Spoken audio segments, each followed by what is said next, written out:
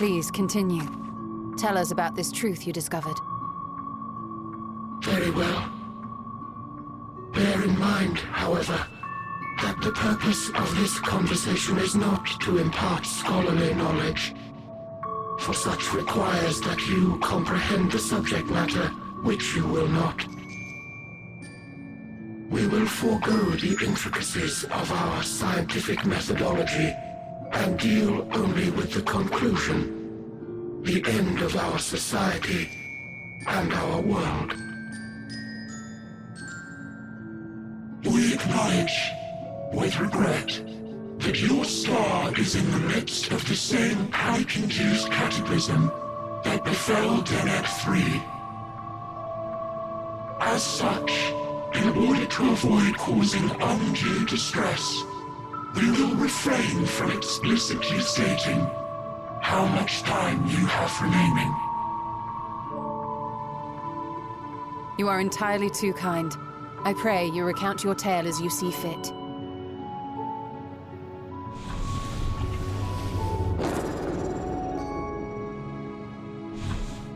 In the beginning, the universe was but a tiny particle. Then suddenly, this particle began to expand. Having remained entirely in the bounds of your star, the phenomenon may be difficult for your kind to grasp. But this expansion has since continued unabated. Speculating that the universe could not grow indefinitely, we sought to learn what might occur, and made a worrying discovery. The stars will continue to spread apart, as will their finite thermal energies. Eventually, all heavenly bodies will grow cold and freeze. No new stars will be born, and the universe will enter onto an eternal ice age.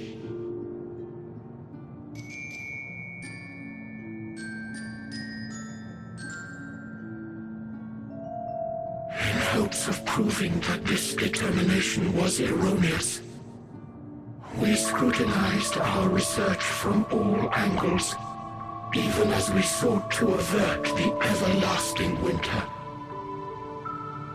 The endeavor proved fruitless. So infamously so, in fact, that it became synonymous with vain effort. The universe as we know it would end, and there is no way to prevent it. Beneath the weight of this knowledge, our society stagnated. Though we had time still, it was a cold comfort. Why strive for anything when desolation is assured? When our wealth of wisdom, accumulated since the dawning of our kind, would be forever lost. No civilization would rise from our ashes. No scholar recover our knowledge. In silence unbroken, naught would stir.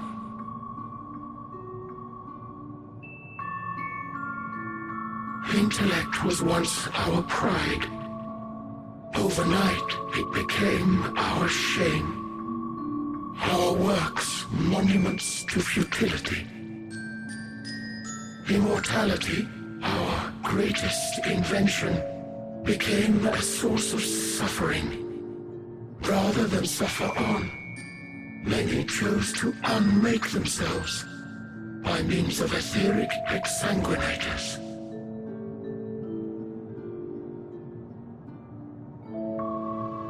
Etched upon these stones are the testaments of such souls, though many left no words at all, thinking it a pointless gesture.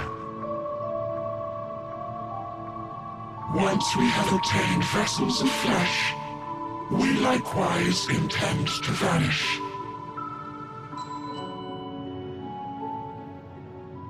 If you understand this, understand aught of our tale, you will abandon your quest for knowledge. Ignorance truly is bliss. If you would cling to your illusory happiness, remain primitive and pure.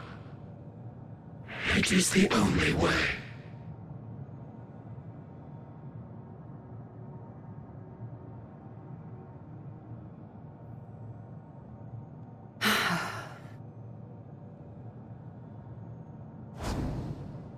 So that's your story.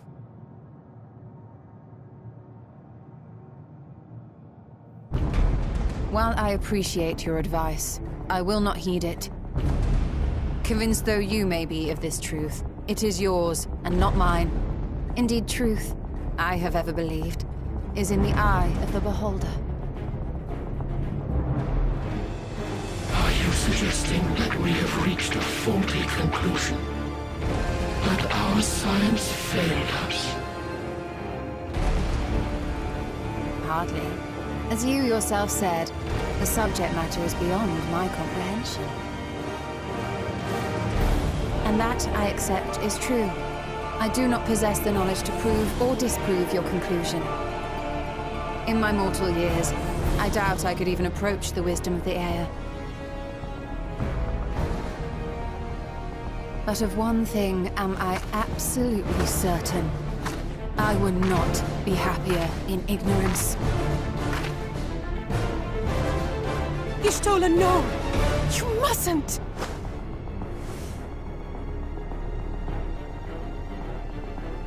The most important lesson I've learned is that learning isn't simply passing one's eyes over words. Nay, 'tis when understood for oneself that knowledge attains its true value. This is what has sustained me, driven me onward in joy and wonder, in anger and sorrow.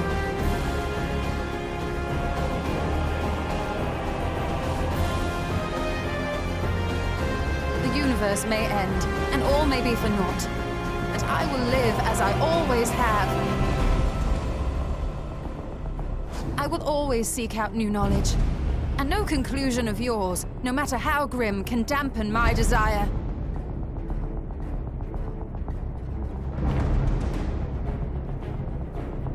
I suppose it is only to be expected.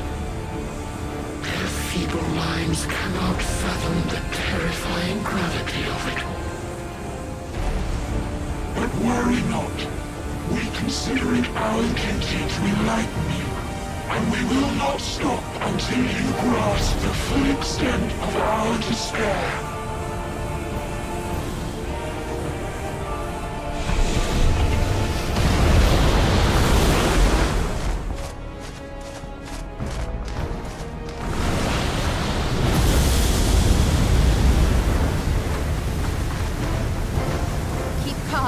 Listen well. Though my body will soon dissipate, there may be a way to restore it. Asm's magic. So long as our souls remain, you can use it to summon us back. But you mustn't, for it would mean losing our way forward. This I only reveal so that you can promise not to invoke the magic. We came here knowing what victory may cost, so press on, and do not look back.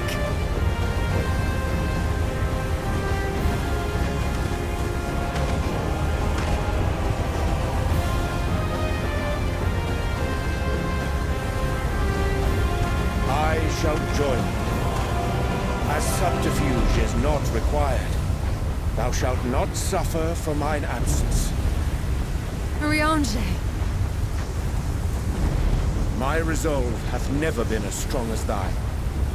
Full oft have I wavered in my decisions, and afterwards been stricken with regret. In spite of this, I may still stand with my comrades, supporting them as they attempt the greatest of feats. This truth I have learned in the course of our journey. And many though my shortcomings may be, I may also claim to excel in prophecies. My studies, into which have granted me the flexibility of mind needed to bend this malleable reality.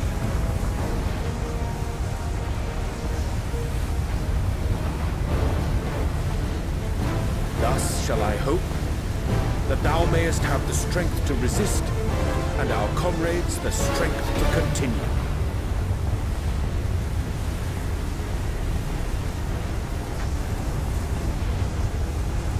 With you to urge us on, how could we possibly fail?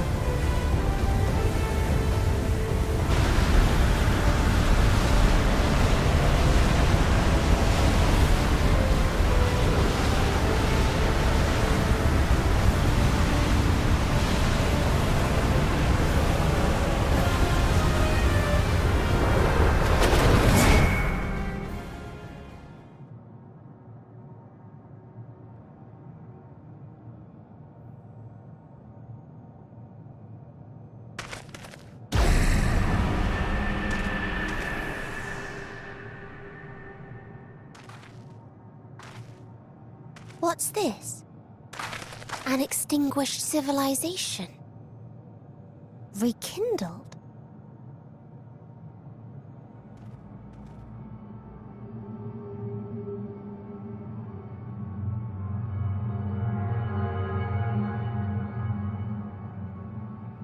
That's right.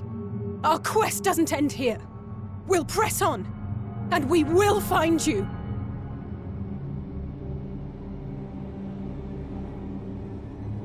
There. That's where you'll find me. Is that another star? Of the stars we visited, most were already devoid of life. And where there was life still, the inhabitants wished for death. But even death, we learned, isn't truly the end. It is but a part of the cycle of rebirth.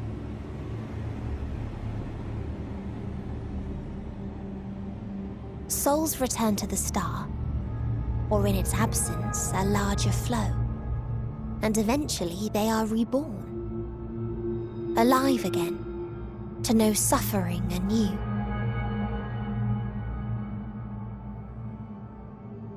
True salvation lies not in dying. It lies in not being born. This is the gift I would give to you. To all life on beautiful Aetheris. To that end, we created an egg wherein life cannot quicken. That dead sun. Attain it if you can, before your friends' emotions fade away, along with their protection.